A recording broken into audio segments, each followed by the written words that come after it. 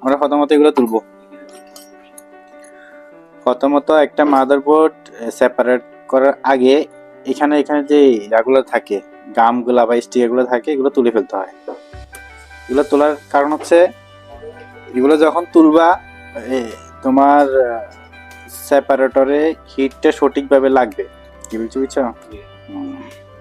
এই জন্য আমরা এটা তুলে ফেলতে হবে। কিছু কিছু মডেলের এই জিনিসটা ফিক্স থাকে, ওইটা তোলা না তুললে সমস্যা নাই। তা আমরা এটা তুলে ফেলবো, কারণ এটা আমাদের এখন লাগবে না, পরে লাগলে আমরা লাগাবো। তারপর এটা এটা তুলে আবার রাখতে হবে, এটা ফেলে দেওয়া যাবে, তুলে রাখতে হবে, ফেলে দেওয়া যাবে। ঠিক আছে, আসুন। তারপর এই স্টিকারগুলো তুলতে হবে।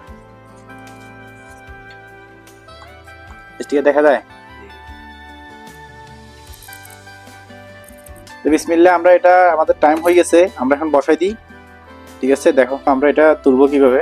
এখানে আমরা দিয়ে ট্রাই করব, মেশিন গরম হয়েছে না দেখবো। এটা তুলবা বানি, যে দেখো এই বলটা গলে গেছে, মানে তোমার তুমি উঠাতে পারবে। আমি কোন সাইড থেকে তুলতেছি দেখো। বিসমিল্লাহ,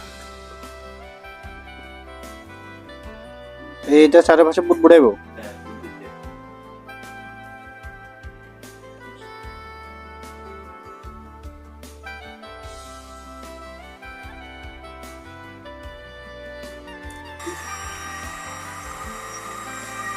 এখানে যে ময়লাগুলো আছে এগুলো হচ্ছে যে পেস্ট, সিপিউটারে কুল রাখার জন্য ইউজ করে। এগুলো তোমরা প্রথমত ক্লিন করবা, এমনভাবে রাখবা না যে যেন তোমার সিপিইউর আশেপাশে কোনো আইসি ভিতরে ঢুকে গেছে, ওইখানে তুমি গোতা দিছো, খেয়াল করো নাই, তখন নষ্ট হয়ে যাবে। তোমার খেয়াল রাখতে হবে, এটা একটা জিনিস। তারপর হচ্ছে এটা করার পর সুন্দর করে এটা ওয়াশ করে নিতে হবে। ঠিক আছে, তারপর আবার দেখতে হবে যে আশেপাশে কোথাও কোনো কিছু ইয়া পিন টিন লেগে গেছে কিনা একটা একটার সাথে, দেখছো? যদি লেগে যায় তোমাকে এটা ওয়াশ করে ফেলতে হবে, মানে ক্লিন করে ফেলতে হবে। লেগে যেহেতু নাই, তাহলে আমরা আমাদের কাজ শুরু করতে পারি। ঠিক আছে, ক্লিন করাটা আগেও করতে পারবা, পরেও করতে পারবা, কিন্তু আগে করে ফেললে বেটার। কি বলছি বুঝছে না? যেহেতু এখানে আমাদের কোথাও ফল্ট হয় নাই, কোথাও একটার সাথে একটা মিশে নাই, তাহলে আমরা তাও একবার চেক করে নিব এটা ঠিক আছে কিনা। ঠিক আছে, কিভাবে চেক করি আমি দেখি, চেক দিব। এটাতে কত উঠছে? 483। এটাতে কত? এটাতে এটাতে হ্যাঁ ওয়েল। এখানে যদি কোথাও যদি তোমার ভোল্টেজ কম দেখায়, ভ্যালু কম আসে, তাহলে তোমার এগুলার যে লাইনগুলো আসে, লাইনে কোথাও বা আইসি টাইসি কোথাও জয়েন হয়ে গেছে বা শর্ট হয়ে গেছে, এই জন্য ভোল্টেজ ভ্যালু কম দেখাবে। কি বলছি বুঝছি? আবার এখানে দেখো, এটা কত?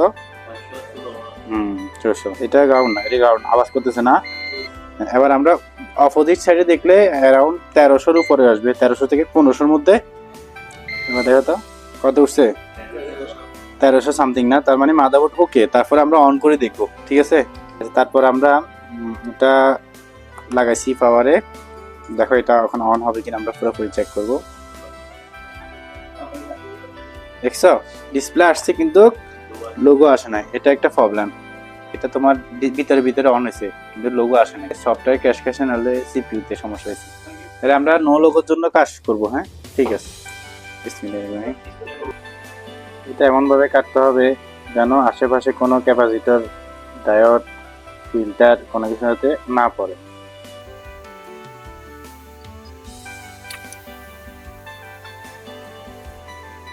দেখছো এমনভাবে কাটতেছি ভাইয়া, আশেপাশের ক্যাপাসিটর, ডায়োড, ফিল্টার যেগুলো আছে এগুলোর সাথে দিয়ে ঘেসে যাচ্ছে, কিন্তু এগুলো নষ্ট হচ্ছে না। দেখছো ভাই, আসে এই পাশে বেশি চাপ দিবা না, এখানে বেশি চাপ দিলে আবার কিন্তু মাদারবোর্ডের পিন টিন কেটে যাবে। বুঝছো? ফার্স্ট সাইড দেখো, সিপিইউ সাইড করে ধরে কাটতে হবে। দেখছো বেশি চাপ দেওয়া যাবে না। দেখছো উঠে গেছে, ওর সাথে কাটতে হবে না, আবার হাতে হাতে ইশারে কাটতে হবে। এবার তোমার লাস্ট একটা কাজ আছে, এটা হচ্ছে কি, এটা দিয়ে কাজ হচ্ছে কি তোমার ক্লিন করা। তোমার এটা ঠিক মতো এখানে যাবে কিনা সেটা ক্লিয়ার করবা। ঠিক আছে, দেখা এখানে একটা উঠছে, একদম মাছ লাগাই দেওয়া। যত সুন্দরভাবে কাজ করতে পারবা তত বেশি সুন্দর করে তোমার কাজ হবে, কাজে ভুল হবে না, কাজের সাকসেস বাড়বে আরো। বুঝছো?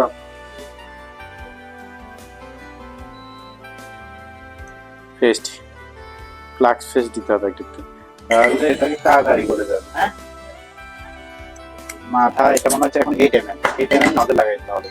8 mm নজর লাগানোর পরে আমরা এটা 40 নিয়ে যাবো, এয়ার এয়ার 40, আর এখানে দিব 410। ঠিক আছে, 9 বারের পরে উঠে ফেলবো, কিন্তু এখানে খেয়াল রাখতে হবে তোমার গন্ধ বের হচ্ছে কিনা। হ্যাঁ, বিসমিল্লাহির রহমানির রহিম। 1 2